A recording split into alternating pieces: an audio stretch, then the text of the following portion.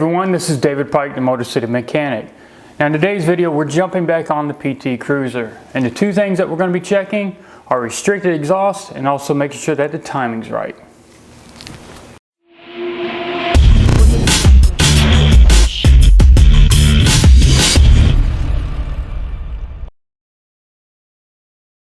So this right here is part 3 on the series of what is wrong with this PT Cruiser.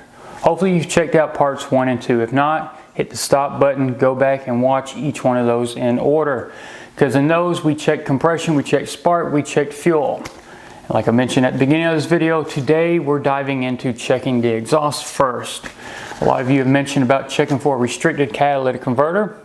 That can actually choke the exhaust, and at that point the engine won't run. So that's something we're going to check right off the bat, and after that we're going to dive into checking the timing.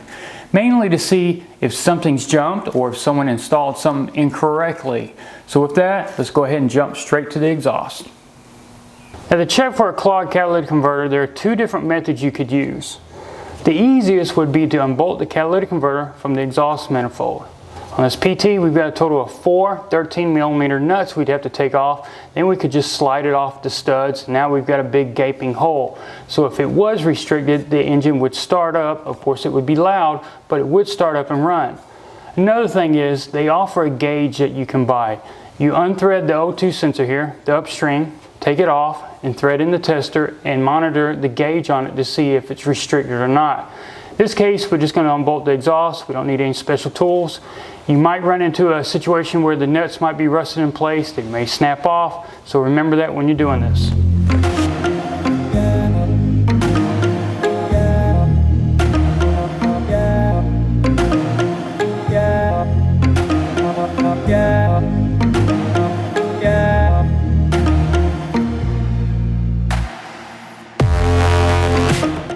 Now if the exhaust pulled back, now we're going to be able to verify if that cat's clogged. We're going to try to crank the engine and see if it starts. Being that it didn't start, we pretty much eliminated anything on the exhaust that could be restricted or choking the engine so that it wouldn't start. We had the exhaust completely unbolted from the cylinder head, so it completely eliminates that system altogether. So that brings us to the next thing, which is going to be timing. Now when it comes to checking the timing of the belt with the sprockets and the gear on the crankshaft, the only way you're going to be 100% sure is you're going to have to remove the front timing cover to get access to all the marks. Now luckily for us, the upper timing cover was taken off by the previous shop. So yes, we can manually spin the engine over and see how the marks line up with both the intake cam sprocket and the exhaust cam sprocket. But the issue we run into is with the crankshaft. We still got to take the balancer, the belt, the mid-mount off, and the cover in order to get access to that, because the mark on the crankshaft gear lines up with a mark on the block. So that's what we've got to do if we want to dive further into that. But for now, we're actually going to use some information that we obtained in the first video while we were trying to diagnose the vehicle. Now that information that I'm talking about is the data that we were monitoring with the scanner in part 1. We were looking at the camshaft sensor and the crankshaft sensor. As we were spinning the engine over, we were looking at the degrees as far as being in sync. In a perfect world, 0 degrees is what we want. But being that it's a rubber belt, and it may be aftermarket and different tolerances for different manufacturers, we ended up with 2 degrees. But 2 degrees is actually good. It falls within the window of what is acceptable. It doesn't cause a drivability issue and doesn't set a check engine light. But remember, intake cam is what's being read by the camshaft sensor. We still got an exhaust cam back here. This is double overhead. That's not being read by anything. We know that the intake cam is lined up with the crankshaft. That's great. We don't know the status of the exhaust cam. Now visually we can spin it over and look at the marks. Now we don't need to tear it completely apart because like I said, we know that the intake cam and crankshaft are lined up perfectly. So if we've got the upper cover off, we can rotate the engine over and look at the intake cam and watch the marks for that corresponding to the exhaust cam. So what I'm going to do next is I'm going to grab the socket, ratchet, and put it on the balancer bolt, and I'm going to spin the engine over by hand. I want you to pay attention to this exhaust cam sprocket and the intake cam sprocket. There are going to be some words that are written on the front because these can be installed backwards for different engines. We mainly want to see that the word 2.4 is shown and it's pointing up. That will let us know that we're getting close to having the timing marks in place. Now they use each one of the gears to line everything up. There is a mark on the intake cam sprocket and exhaust cam sprocket, and it's got to line up basically in line with the bolts as well, just straight across. Like I mentioned before in that video I did on the timing belt for the PT, we go more in depth on that. But for now I actually put a white paint mark on the marks that we're going to be looking for. You can see this one on the exhaust cam sprocket. You can't see the one on the intake cam sprocket yet, but as I start spinning it over, it'll start coming into view. We mainly want to get these two pretty much lined up right about in this area right here. Now it might take some trial and error to get it rotated around because you may go too far. You may have to back up. Just take your time and start working it around. As you can see, the intake cam sprocket, the timing mark is starting to come into view. I'll rotate it around a little bit more. We're going to go up under the hood and we're going to check and make sure everything looks good. Now as you can see, we've got both our white marks lining up, so we know that the exhaust cam sprocket, intake cam sprocket are lined up. And like I mentioned before, you can read on the gear right here, 2.4 liter engine. We've also got the word up with some arrows pointing in that direction. So looking at the marks and what we already know, what does that tell us? Well, we know that the exhaust cam sprocket, I want to emphasize the word sprocket, I'm not going to say camshaft at this point, but the exhaust cam sprocket matches up with the intake cam sprocket, and we know that the data from the intake cam at the back of it matches with the crankshaft. So the crankshaft, the intake cam and sprocket, and the exhaust sprocket match up. Now we need to verify that the exhaust camshaft is lined up properly. Now of course you probably want to argue right now, well, if the sprocket's lined up, why isn't the cam? Well, there is an issue that you come across once in a while, and it's not a mechanical failure, it's not the car's fault. It's a mechanic or person working on the car's fault, and that's what we're going to be checking next. Now this is where my gut instinct comes into play. I pretty much think I know exactly what's going on. But in order to do that, we need to remove the upper intake and the valve cover so we can actually inspect the camshafts. And there's something that they actually made into the camshaft which will tell us whether or not both the exhaust and the intake are lined up properly. Now from time to time, the manufacturers actually incorporate designs into the engines or the vehicles to help speed up the process when it comes to assembling things, to make it faster or to make it more accurate. Now as far as timing of the engine, they actually incorporated holes in the camshaft. Right here is the intake cam. Now when the marks on the front of the engine are lined up, this hole will be directly straight up. Now that needs to be the exact same on the exhaust cam.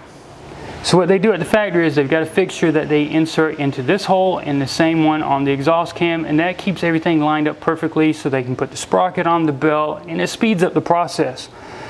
So if we want to verify that the intake cam and exhaust cam are lined up and that there's no issue where the sprocket bolts to it, we need to be looking for these holes. They need to both be pointing straight up. So now we can see that the intake cam is. So what about the exhaust cam? So looking at the hole that's pointing straight up on the intake cam shaft, we're going to jump over to the exhaust cam. And what do we see, or better yet, what do we not see? We do not have a hole pointing straight up. If I reach around to the back side, I can actually feel it right here. It's anywhere from about 20 to 30 degrees off. And that's exactly what our problem is going to be. Our exhaust cam is not lined up with the intake cam as far as timing. Now you sit there and you're probably shaking your head, well, how is it that the marks on the sprockets are right? Well, that's where we're going to get into the next issue. Why it's actually a mechanic that causes failure and not an issue with the car. And what we've got here is a camshaft that came out of a 5.7 liter Hemi engine. And it's got some similarities as far as the camshaft that's in the PT. Mainly this right here. This little pin that sticks out actually keeps the sprocket in line with the camshaft. That's basically a keyway. There's nothing cut into the camshaft or on the cam sprocket other than a hole for that to line up with. And what happens is a mechanic does a repair on this engine. Maybe they had the head off, maybe they did the timing belt, and they did one of two things. They impacted the cam sprocket bolt on, or they held the sprocket and they tightened it more than what it needed to be. And what it's done is it's sheared that pin off. And being that the pin's sheared off, once you started the engine, the camshaft sprocket was allowed to spin slightly on the camshaft. Usually not a lot, but enough. That's exactly what happened. That's why the sprockets line up on both the exhaust cam and the intake cam, but yet the camshafts don't. So it's a mechanic failure. This car was condemned because somebody else worked on it and did a piss poor job. And that's why it's very important when you go to install these cam sprockets and the bolts to actually torque them down properly. I'm not one to torque everything. I'll go ahead and tell you that. But when it comes to a sprocket, it's very important. I see this a lot on Hemis. I've seen it in the past on the 2.4s, which is exactly what's in this PT. I haven't done it myself, but I've seen people do that. So instead of taking everything off the front of the engine, getting the belt off, and getting the sprocket off, I'm actually going to back off on the bolt, and we're going to see the alignment down. We're going to see if it's actually sheared off. And that right there is that pin. It's pointing straight down is where it should be. That's what keeps the sprocket lined up to the camshaft. Now if I grab a pocket magnet, you're going to see the pin actually come out.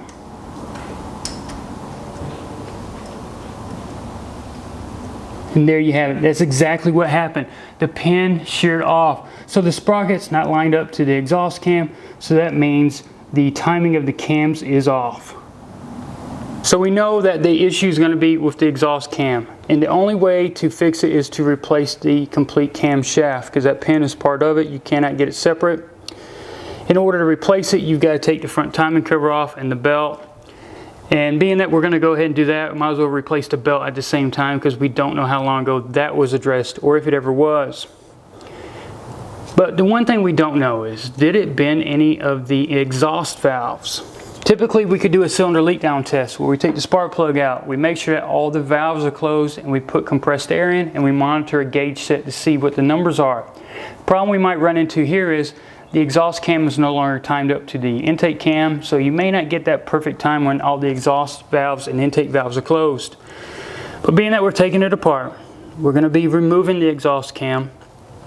We'll have access to the intake cam as well. We can unbolt that, so that way we know that none of the valves are going to be open at any point, because nothing's pushing down on them because we've removed the valve train. Then we can run that cylinder leak down test. If it passes, great. We just got to replace the cam, slap a belt on it, go from there. If they are, then the cylinder head has to come off. At that point, we can go ahead and make sure there's no warpness, because we don't know if there's an issue of overheating. We don't know what the previous repair work was done that caused them to over tighten that cam sprocket bolt and shear that pin off. So that's something we'll be able to check too. So right now we still don't have the final total on the parts needed until we actually take the camshafts off and make sure that the cylinder leak down passes. So after testing all those subsystems, we found nothing wrong. It was our gut instinct that we relied on that made us check one more thing, and that's exactly what the issue was. It wasn't a mechanical failure on the car. It was an installation issue by a previous mechanic. That is something that you're not going to get taught in the book, and it's not going to be listed in the service information. So I got a lot of heat for the method of filming this series as far as how we check things. There were different people that said I should have checked different things in different orders. A lot of people said I took too long and I got too in-depth. Now the whole reason behind that is, if you had just quickly checked certain systems like fuel, compression, spark, you wouldn't have found nothing wrong. At that point, you probably would have had to go ahead and backtrack all the way back to the beginning and then gone more in-depth to see if you missed something. Now, being that we went in-depth from the beginning, the problem we ran into is it didn't matter what the outcome was, because everything checked great. We went through each one of the systems one by one. We made sure that the injectors were spraying. We actually saw the patterns. We looked at the spark from the spark plug wires with the testers, compression, wet, dry. We went through so many different things, but there was a method to that. Number one, I wanted to show you how to test these systems. And two, I wanted to show how you could do everything right yet never find the problem. The gut instinct is something I can't teach you. That's something you've got to learn. Now, being a 20-year Chrysler tech, I've seen this issue happen 4 times. But I remember from that first one what the situation was. And from then on, I kind of had a gut instinct each time it happened. You're going to learn that over years of working on these cars, if you stick to one brand, you have a better chance of getting that gut instinct of telling you what's wrong. In this case, I had a rough idea of what it was. Of course, I didn't want to jump straight to it because you never would have learned nothing. So for all those sending out the hate mail and the negative comments, I knew what was wrong with the car, you didn't. And this is my method of trying to teach people how it turned out. So as you saw, you need to follow the steps when going back and installing certain things. I'm not one to really torque everything. I'm not big on torquing the lug nuts. I know I should, but when it comes to head bolts or cam sprocket bolts, I definitely do. And the main reason is I've seen other mechanics fail at that, and I've seen the situation happen, so I didn't want it to happen to me. So at this point, hopefully you learned a lot about this video. Now we still got some things to check, and we'll do in later videos. We're going to make sure that those valves aren't bent, and we'll actually do a cylinder leak down, make sure we don't have any air coming through the coolant system so we can kind of rule out a warped head. But once again, we'll do that at a later date. So if you like this video, please make sure to give it a big thumbs up on YouTube. Don't forget you can find me on Facebook, Twitter, and Instagram. And if you got any comments or suggestions about anything you saw in this series on the PT, or anything Dodge, Chrysler, Jeep, Ram related, you can always email me at david@motorcitymechanic.com. If you'd like to shop on Amazon, please make sure to use the link that's in the description below this video. And any purchases that you make will help support this channel. Once again, everybody, thanks for all the comments and thanks for watching.